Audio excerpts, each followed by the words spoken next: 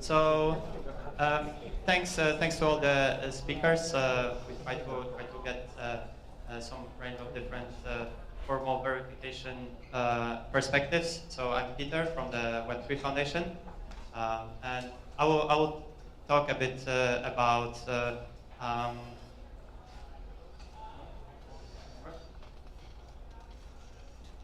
wrong font. Oh well. GPT. I will speak a little bit about Web3 more widely, about a little bit about the Web3 Foundation, and kind of how we see moving towards Web3.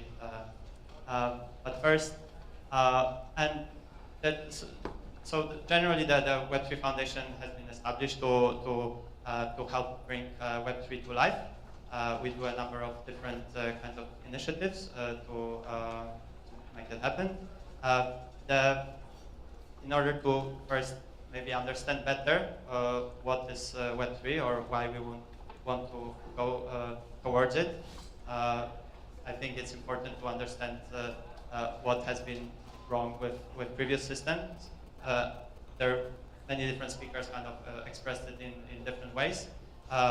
But when it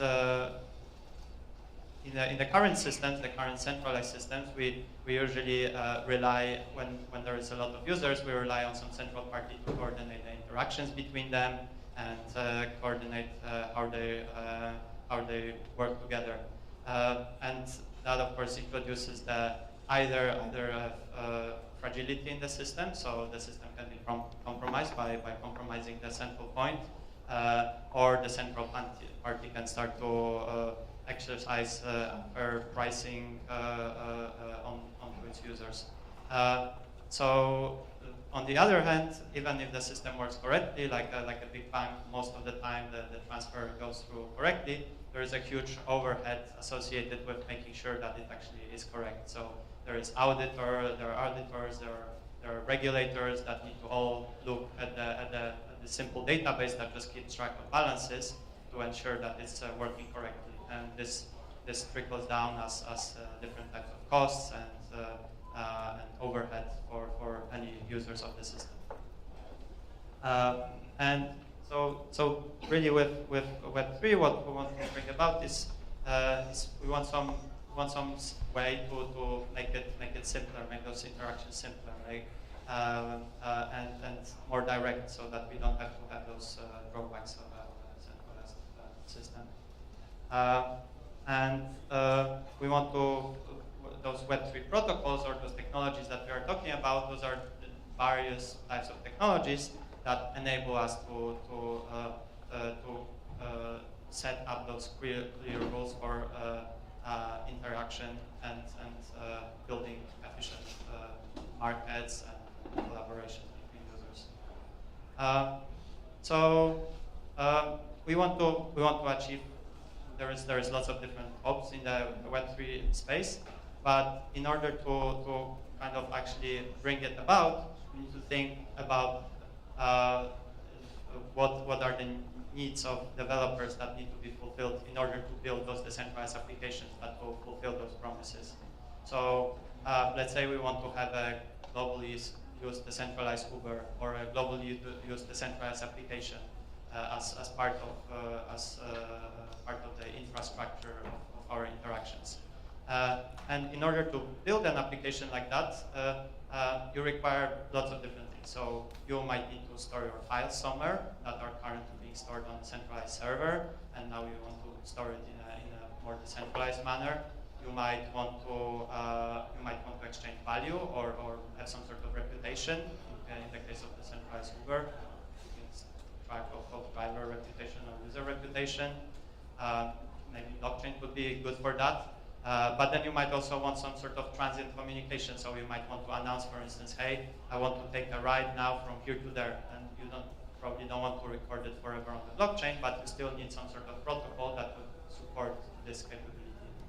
And there is many different needs that an application developer might have. Sometimes some applications will require some secrets to be stored. So you don't want everything in the open. So in order to really bring about those widely used decentralized applications, we need to make sure that we supply all the different capabilities to an application developer. So once we kind of are roughly familiar with what the needs are in order to build this decentralized application, we can think of how to break it down into a set of protocols that will supply those capabilities. So this is just one way to break it down. There is on the bottom layer, we need the different peers on the network to connect to each other, to communicate, to find each other. And this is where the peer-to-peer overlay comes in. And there's right now, for instance, Ethereum uses Dev P2P, and most of the protocols use their own kind of custom peer-to-peer layer. But we could also have a more generic peer-to-peer layer that is reused across different protocols. So one peer-to-peer networking layer, libp2p, is much more generic than some of the existing ones. So we can try to design our protocols to make use of libp2p no matter what they do on top of it.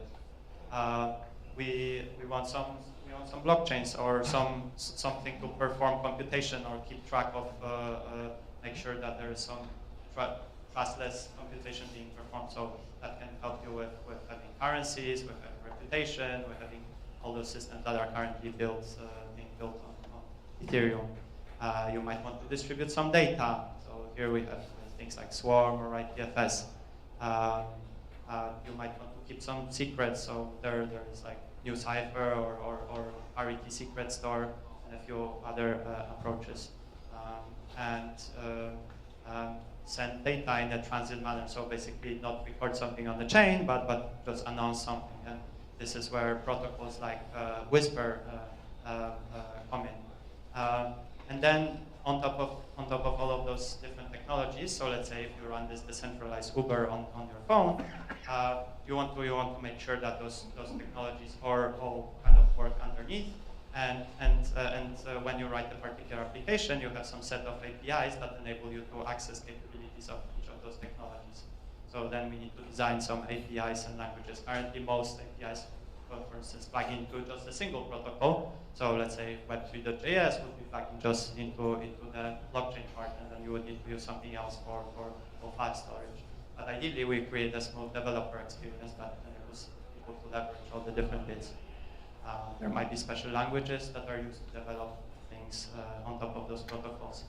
And then we need some way to display it to the user or distribute it. So here there is lots of projects that are usually focused mostly on the blockchain part, but for instance, applications like Status also enable usage of Whisper and some other kind of browsers start to enable usage of IPFS or other bits and pieces. And we'll need to make sure that those things are enabled, because otherwise, for instance, protocols like Akasha, they have to make their own native application that kind of bundles in all those different things, rather than having like a nice browser where basically all those capabilities are exposed.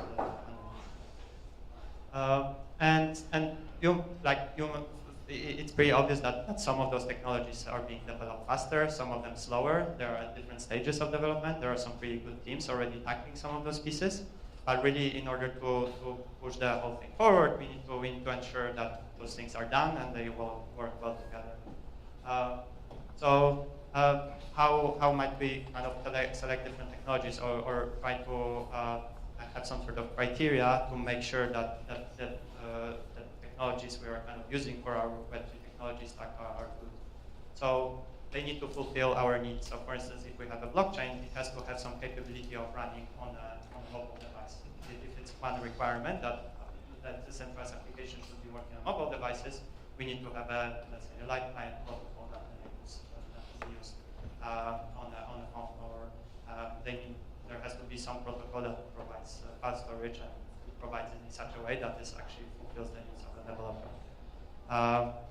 In order to be pragmatic and actually be sure that we deliver something sooner than later and it will be of good quality, we can of course have a look at the team and how likely they are to succeed. Maybe we can help them in some way by sharing with them resources of other teams in order for them to achieve their goal.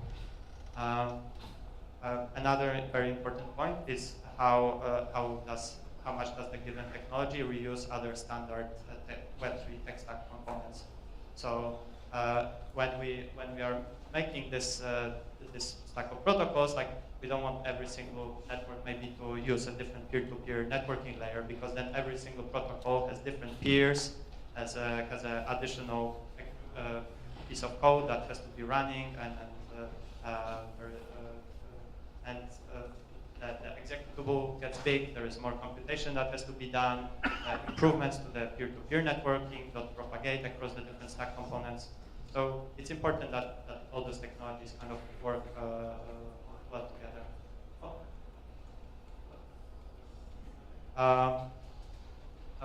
We should, of course, also be like aware of the speed of progress of a particular development of a particular thing. There's lots of kind of very long-term Web3 technologies that maybe will arrive in 2 years or longer, but we should really try to have either some sort of roadmap that enables people to develop things right now, because otherwise we will stall and no one will be able to develop their applications,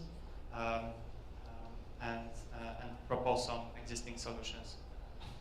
And of course, ideally we get everyone to work together and engage with each other to make those protocols interoperable.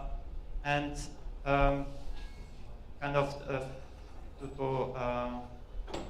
to kind of, like, according to those different criteria, I think for instance currently, let's say what we try to do is try to figure out if an application needs to use a blockchain, but currently blockchain doesn't have enough throughput, what are the different ways we can get enough throughput right now? So we try to find solutions like state channels and try to make them as usable as possible, or side chains, so that we can accelerate deployment of decentralized applications.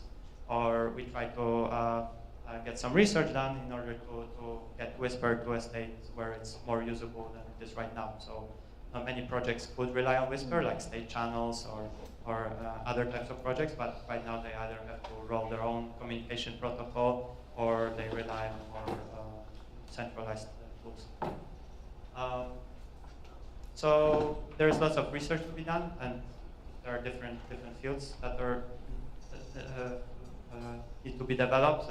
Ideally, this research is not being done in a kind of general manner. Rather, we can figure out for each of the technology stack components, we figure out what are the additional pieces of tech or research that we need in order to get them to a usable state, and then get it done from there. And we need to partner with, we need to create a community of research groups and core technology teams to develop their protocols and applications, application builders to kind of acknowledge that there is this Web3 technology stack, and that they should drive towards getting some sort of usable base layer, not only for themselves, but also for others. So we need to work all together to make sure that there is this solid base in place. And another way through which we can kind of get a lot of those things done is through different ecosystem support funds. So things like Ethereum Community Fund and other types of funds are just for that. So as the Web3 Foundation, we are looking for different kinds of contributors. If you are interested and want to just work with us in one way or another, we are looking for developers, researchers, educators, community helpers in order to bring it a little bit more forward. So you can find out more and hopefully participate in the discussion about those protocols. You can have a look at Reddit, reddit.com/r/web3, our website. You can also find out more about one of the bigger protocols we support, which is Polkadot. that helps with interoperability between different chains and potentially securing them all together. Yeah, and that's it.